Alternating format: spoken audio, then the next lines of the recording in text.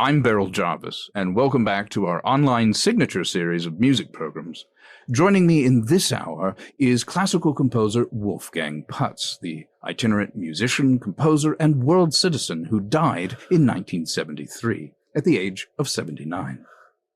Wolfgang, welcome.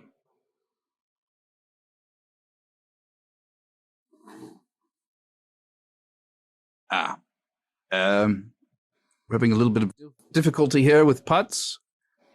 I think we might have the wrong one. Yes. He's not moving.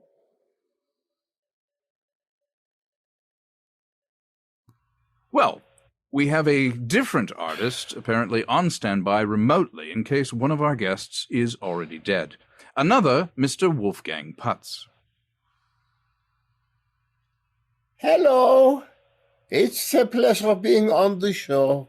We'll be listening to and discussing his compositions, which have been newly recorded by Finland's own Symphonia Orchestra. Hello. It's a pleasure being on the show.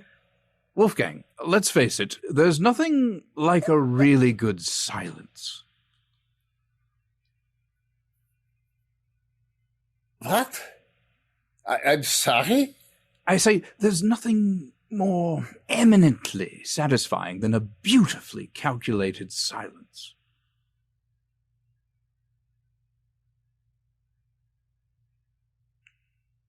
Awkward or otherwise. I must admit a particular fondness for the hushed work you've done over the years. Thank you. Yes. Although I have put quite a lot of work into the musical parts of my symphonies, too. For instance, the Allegro first movement, using the large brass section to evoke the dissonant modern world. Wait, before we discuss it, let's just listen to it. All right.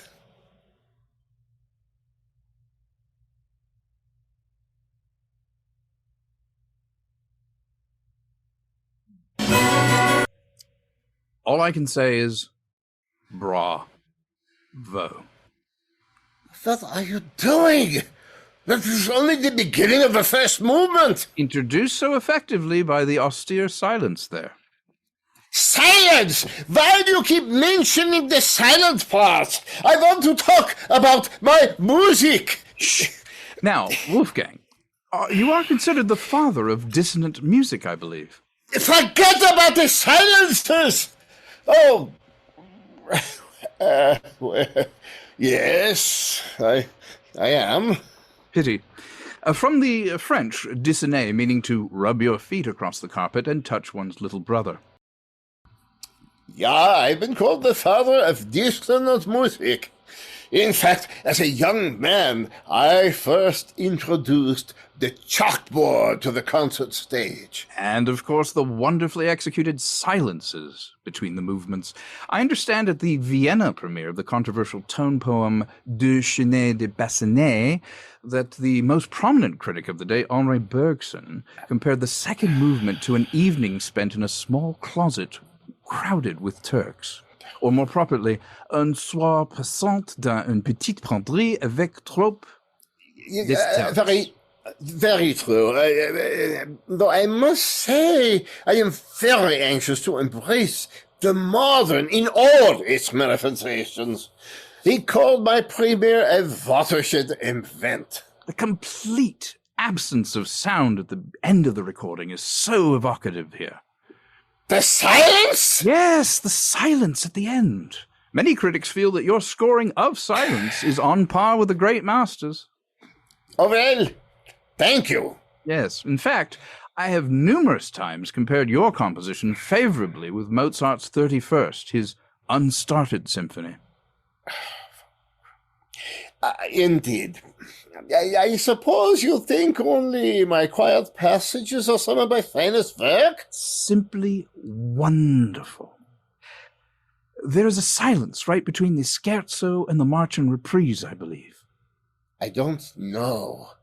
I don't care. Right between the scherzo there, yes. Indeed, the reprise, it's inspired by your second wife, Elsa Harding, heiress of the Harding fortune and inspiration for your haunting, screeching harpy sonatina. Yes, originally I also had an oboe playing in the middle of that piece. How shocking. You had an oboe there originally? Yeah, a single oboe that played on and on, one of those showy lyrical passages. But I decided not to have the oboe during that period because it wasn't right. The oboe didn't capture the dissonant feeling you originally intended? No, I had not written any solo music for that movement of the piece, actually. Something that one oboe player in particular couldn't seem to master, the poor bastard. I think they put him away recently. No, I did not have any music scored in that area at all, actually. The area between the scherzo and the march and reprise. That area precisely. So the oboe was quite distressing. I finally devised a solution to the problem a few months later by insisting the oboe stop playing during the time. And lo and behold, I had my cessation of sound. Yes, a quietness. It speaks volumes as a towering work of stillness. Wonderful. Simply wonderful. Let's listen to the new recording. By all means.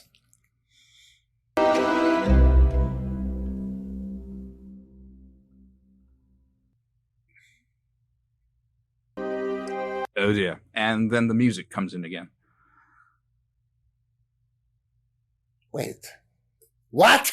Well, there you have it. The magisterial silence of screeching harpy. How did you arrive at that particularly delicate silence? I mean, I imagine you experimented with a simple pause, a slightly longer lull, and settled on a sort of sweeping noiselessness that we heard just there. Wonderful. Of course, the rest is nonsense. Rescued elegantly by the silence there between the two movements. A very sensitive use of a complicated passage of silence. And that point certainly bears repeating. That point about using the silence certainly is worth repeating? Yes, worth repeating. Worth repeating. Worth repeating. Though less so now, certainly. Still, a tremendous use of.